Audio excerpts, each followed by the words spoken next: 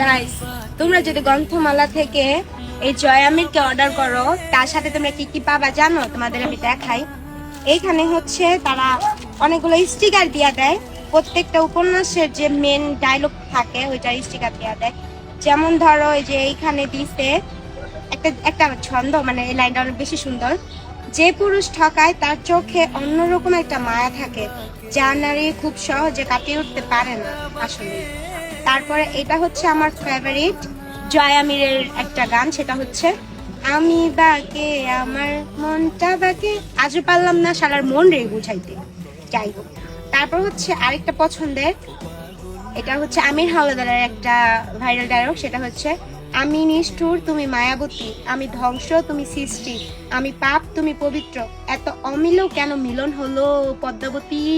এটা আমি একটু বানাই বলছি গাইস। এটা হচ্ছে আমার জয়ামির, দেখো এটা হচ্ছে আমার ক্রাশ জয়ামির।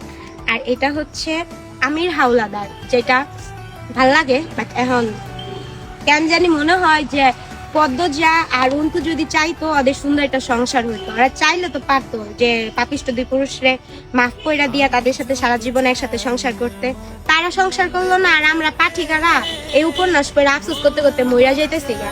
তারপর হচ্ছে এটা যে মুরসালিনের বলা কিছু কথা, এটা হচ্ছে যে আমার মতো ব্যর্থ মুরসালিনদের মৃত্যুর মধ্য দিয়েই একদিন অব্যর্থ মুরসালিনরা জন্ম নেবে, আসল নেই। বাট কি সুন্দর।